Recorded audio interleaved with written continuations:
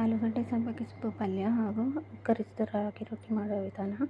ಪಲ್ಯ ಮಾಡಲಿಕ್ಕೆ ಕಡಲೆಗೆ 2 ಸ್ಪೂನ್ ಎಣ್ಣೆ ಹಾಕಿ ಸಾಸಿವೆ, ಉದ್ದಿನಬೇಳೆ, ಜೀರಿಗೆ ಹಾಕಿ ಫ್ರೈ ಮಾಡಿ ಸಣ್ಣದಾಗಿ ಹೆಚ್ಚಿಟ್ಟುಕೊಂಡಿರುವ ಶುಂಠಿ ಬೆಳ್ಳುಳ್ಳಿ ಸೇರಿಸಿ ಹುರಿದುಕೊಂಡು ನಂತರ ಕತ್ತರಿಸಿಕೊಂಡಿರುವ 3 ಹಸಿಮೆಣಸಿನಕಾಯಿ, ಈರುಳ್ಳಿಯನ್ನು ಸೇರಿಸಿ ಚೆನ್ನಾಗಿ ರೋಸ್ಟ್ ಮಾಡಿಕೊಳ್ಳಿ.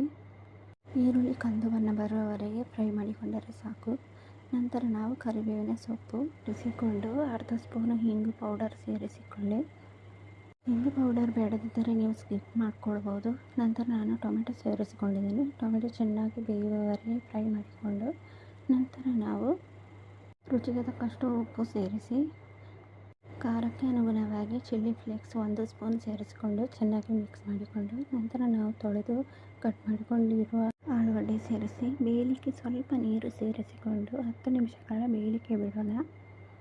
ಆಲೂಗಡ್ಡೆ ಬೆಂದ ನಂತರ ನಾವು ಸಬ್ಬಕ್ಕಿ ಸೊಪ್ಪು ತೊಳೆದು ಕಟ್ ಮಾಡಿಕೊಂಡಿರುವುದನ್ನು ಸೇರಿಸಿ ಒಂದು 3 ನಿಮಿಷ ನಾವು ಬೇಯಿಸಿಕೊಂಡರೆ ಸಾಕು. ಕ್ಲೀನ್ ಮಾಡಿ ಕತ್ತರಿಸಿಕೊಂಡಿರುವ ಸಬ್ಬಕ್ಕಿ ಸೊಪ್ಪನ್ನು ಸೇರಿಸಿ 3 ನಿಮಿಷ ಬೇಯಿಸಿಕೊಂಡರೆ ಪಲ್ಯ ರೆಡಿಯಾಗಿರ್ತದೆ. ನಾವೀಗ ರಾಗಿ ರೊಟ್ಟಿ ಮಾಡಲಿಕ್ಕೆ ಪ್ಯಾನ್ ಸ್ಟವ್ ಮೇಲೆ ಇಟ್ಟು ಅದಕ್ಕೆ 1.5 ಗ್ಲಾಸ್ ನೀರು ಸೇರಿಸಿ ರುಚಿಗೆ ತಕ್ಕಷ್ಟು ಉಪ್ಪು ಹಾಗೂ 1 ಸ್ಪೂನ್ ಎಣ್ಣೆ ಹಾಕಿ ನೀರನ್ನು ಸ್ವಲ್ಪ ಕುದಿಲಿಕ್ಕೆ ಬಿಡೋಣ. ನೀರು ಕುದಿದ ನಂತರ ನಾವು ರಾಗಿ ಹಿಟ್ಟನ್ನು ಸೇರಿಸಿ ಚೆನ್ನಾಗಿ ಕಲಸಿಕೊಂಡು ಹಿಟ್ಟು ತಯಾರಿಸಬೇಕು. ನಾನು 1.5 ಗ್ಲಾಸಿಗೆ 4 ಸ್ಪೂನು ರಾಗಿ ಹಿಟ್ಟು ಸೇರಿಸಿ ಚೆನ್ನಾಗಿ ಕಲಸಿಕೊಂಡೆ. ನೀವು ಗಟ್ಟಿ ಹದದಲ್ಲಿ ಇರಬೇಕು.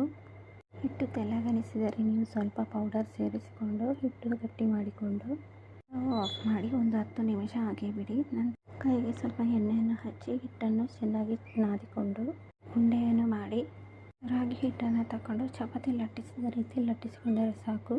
ಸ್ವಲ್ಪ ಮೆದುವಾಗಿ ಲಟ್ಟಿಸಿಕೊಳ್ಳಿ. ತುಂಬ ತೆಳುವಾಗಿ ಮಾಡಿಕೊಳ್ಳಬೇಡಿ. ಸ್ವಲ್ಪ ಪೂರಿ ಹದಕ್ಕೆ ಮಾಡಿಕೊಂಡರೆ ಸಾಕು. 4 ಸ್ಪೂನು ರಾಗಿ ಹಿಟ್ಟಿನಿಂದ ನನಗೆ 6 ರೊಟ್ಟಿ ರೆಡಿಯಾಗಿದೆ. ಈಗ ನಾವು ತವಾ ಬಿಸಿ ಮಾಡಿಕೊಂಡು ಚಪಾತಿಯನ್ನು ನಾವು ಹೇಗೆ ಫ್ರೈ ಮಾಡ್ತೀವಿ ಅದೇ ಥರ ಫ್ರೈ ಮಾಡಿಕೊಂಡರೆ ಸಾಕು. ನೋಡಿ ಹೇಗೆ ಚೆನ್ನಾಗಿ ಉಬ್ಬಿಕೊಂಡು ಬರ್ತದೆ. ನೀವು ಬೇಕಿದ್ರೆ ತುಪ್ಪ ಎಣ್ಣೆ ಸೇರಿಸ್ಕೊಂಡು ಫ್ರೈ ಮಾಡ್ಕೋಬೋದು. ನಾನು ಆಲಿವ್ ಆಯಿಲ್ ಯೂಸ್ ಮಾಡಿಕೊಂಡು ಫ್ರೈ ಮಾಡ್ಕೊಳ್ತಿದ್ದೇನೆ. ನೀವು ರಾಗಿ ರೊಟ್ಟಿ ಮಾಡಿ ನೋಡಿ, ತುಂಬ ಟೇಸ್ಟಿಯಾಗಿರ್ತದೆ.